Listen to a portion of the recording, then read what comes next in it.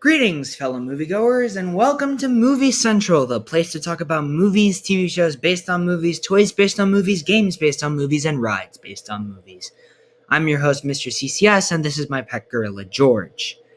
When it comes to iconic Batman stories, many people bring up the iconic story simply known as Batman Hush. This was a miniseries that ran from 2002 to 2003. It was written by Jeff Loeb, who wrote the iconic Batman story The Long Halloween, as well as its sequel Dark Victory, and was illustrated by Jim Lee, who is one of the best comic book artists and my personal favorite artist for Batman. It's got an ensemble cast of characters: Batman, Catwoman, Alfred, Gordon, Oracle, Huntress, Nightwing, Robin, Superman, and villains: Poison Ivy, Harley Quinn, Killer Croc, Joker, Scarecrow, Clayface, Ra's al Ghul, the Riddler, and a few others. With the introduction to a fan favorite, Hush. The book is an incredible read and would make for a great live-action movie. This easily warranted an adaptation, and DC Animated did give it a shot, under the DCAMU timeline. Was it as good as Red Hood and Dark Knight Returns, or was it as bad as Killing Joke? Well, you're going to find out today. This is Batman Hush. The mysterious villain, known as Hush, voiced by Murray Sterling, is determined to destroy both the crime-fighting career and personal life of Batman, voiced again by Jason O'Mara, utilizing several of his supervillains, which is already complicated by his relationship with Catwoman, voiced by Jennifer Morrison. I have a feeling that the reason they adapted this story was to introduce some big Batman villains. I understand why, seeing as they didn't use that many of the big villains in the previous films. You had Killer Croc, Deathstroke, and Ra's al Ghul in Son of Batman. Joker and Two-Face do make cameos. But in Bad Blood, you have some smaller scale villains. This was warranted because of all the villains in that movie are a million times better than the villains in Bad Blood. Other than that, people do complain about how this movie isn't as good as the original novel, but I don't really mind the slimmed down version because this is a long story. I would have preferred it if it was longer and a two-parter. James, you have the perfect movie to make here. But whenever they adapt scenes from the comic, it's great. The iconic kiss between Batman and Catwoman, Batman vs. Superman, the opera with Harley Quinn and the Joker, the chase scene with Riddler's men. Some of the lines taken directly from the comic, yeah, it's pretty good. But there are some problems that I will address in a minute. So let's break down this movie and see if it's worth the watch.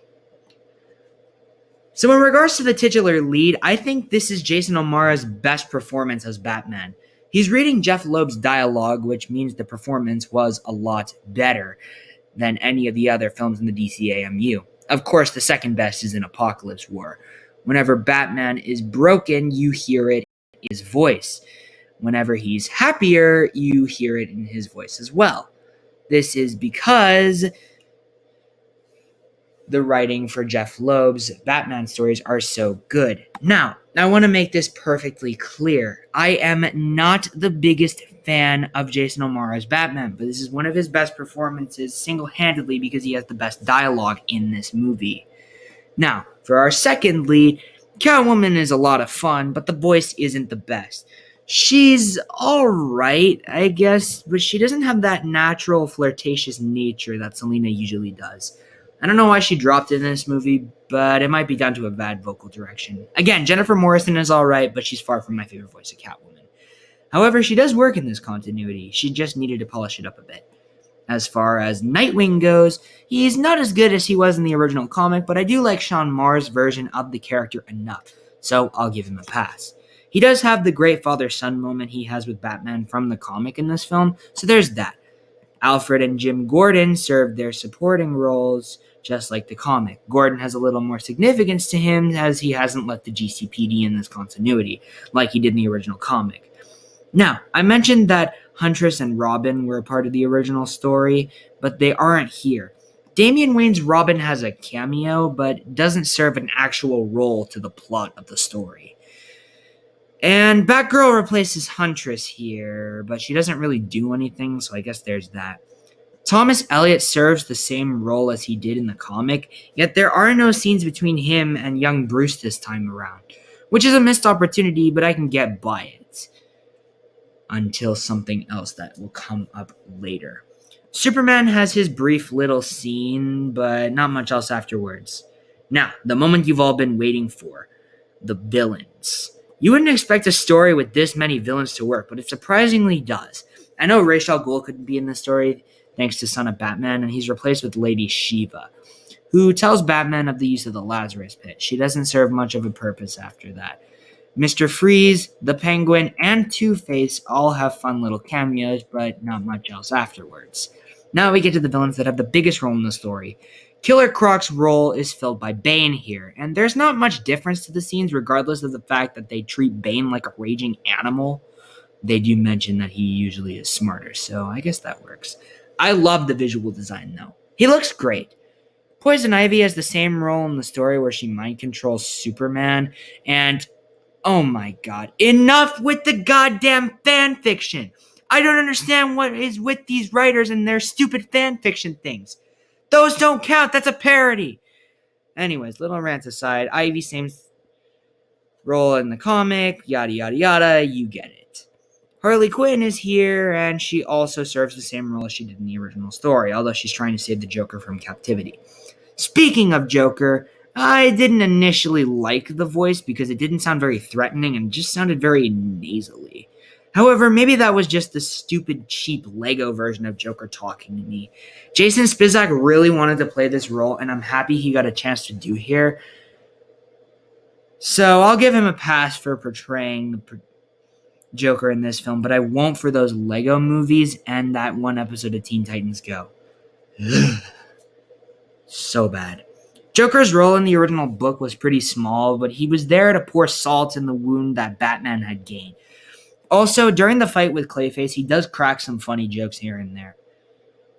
Clayface was cool to see in action, and he has a great design, but he's mainly Hush's pawn, so there's not much else to him either. Scarecrow was a lot better here than he was in a lot of adaptations, but he's not in it much. That said, he was pretty scary at times with the design he sported. Now we get to the main villains of the story, Hush and the Riddler. Now, Hush in the comic was a brutal and violent ventriloquist to this big sprawling mystery, and the reveal that he was Bruce Wayne's childhood friend Thomas Elliot was really painful, an amazing moment that doesn't work when the writer of this film has no idea what it meant. Thomas Elliot, as I said earlier, does serve a role in the original story like he did, until his death scene. In the original comic, Tommy's death was used as a move to move the plot forward, but here Elliot dies for real, and the twist is completely ruined thanks to some stupid writing. So you might be wondering, who is Hush in this movie? Well, the Riddler. Yep, Edward Nygma, a villain who already has a super villain alter ego in the Riddler, a villain who loves bragging about his crimes, suddenly decides to put on a mummy face and become a villain that hides in the shadows. Yep, that is what the writers did. God, I hate this change for so many reasons. One, it's a cheap cop-out so that fans don't connect it to the comic, even though that's what the point of these animated films are. Two, you start to wonder how out of character this is for Riddler. In the comic, he was silent, but he did it to throw Batman off, and not because he was the masked man himself. 3, nobody suspects this at all because he plays the same role he did in the comic up until that point. Also, that stupid question mark scar on his forehead is just ridiculous. I mean, just look at it. We know who you are, damn it. Stop trying to do this change. And the final battle. Batman taunts the Riddler in the final duel, telling him that he's a C-lister and the joke of the underworld. I hate this scene also for a few reasons. 1, you are telling me that someone who created elaborate, long drawn-out quizzes and death traps is a joke. I don't think so. Seriously, this is a villain who mentally challenged Batman several times, and you're saying he's less of a threat than any of these guys from Batman Bad Blood? Honestly? Come on. 2, The Riddler is too smart to fight Batman one-on-one. Not only does he know that Batman is a lot stronger than him, but it's also because he doesn't think it's logical to do so. So to make him battle Batman in a one-on-one fight is just stupid. He would use a mech or robots, or he would be beaten to a pulp. 3. The Riddler and Batman have no real bad blood other than the one of them murdering people and the other defending the city. Tommy Elliot at least had a reason to fight Batman. So yeah, they took my favorite Batman villain and took a dump all over him and the story that made him my favorite Batman villain in the first place. God damn you to hell, Ernie Altbacker and Justin Copeland, for ruining such a great comic. God damn you to hell. With that rant aside, I do have to say, Jeffrey Arend, the voice actor, did a pretty good job providing the voice of the character. I wouldn't mind hearing his voice again as the Riddler in a future project. But still, the fact that this was a choice at all is so baffling, annoying, and stupid, and is one of the worst changes in any DC film adaptation. Anyways, the characters in this movie serve the story well, but they aren't as good as they were in the original comic, especially when it comes to the titular villains. Now, moving on. I know I've been praising the animation style in this franchise, but I wouldn't be lying if I said I wasn't disappointed that this wasn't an original movie with an original style. I still enjoy looking at this style, but I would have preferred something much closer to the original comic. That's all I really have to say about that. As far as violence and action goes, the violence works a lot in several moments, such as when Batman beats the crap out of the Joker, or the injuries Batman received after falling from that great height. It was really cool to see these moments weren't pulled back. And as far as action scenes go, I'm a fan of the Batman-Superman fight, Batman beating the crap out of the Joker, the Scarecrow graveyard scene, and the Clayface scene, which I moved in the wrong order. But that's it. The final battle is cool, but I don't like the scene because of the change of Hush's identity and all the insults that is thrown at the Riddler character. Alright, that's about it. Batman Hush is a good film, but it wasn't as good as it could have been. I'm gonna give DC and Warner Brothers one more chance with this story, but if they failed, they won't have my trust in regards to Batman. But for now, I'll give the movie a 9 out of 10. It's got a lot of great, but some crap to it as well. That's all I have for this review today. Feel free to leave your thoughts on this movie in the comments section, and tune in next week when I take a look at the worst movie in the franchise. With that said, my name is Mr. CCS, this is Movie Central, and that, my friends, is a wrap. See you next week.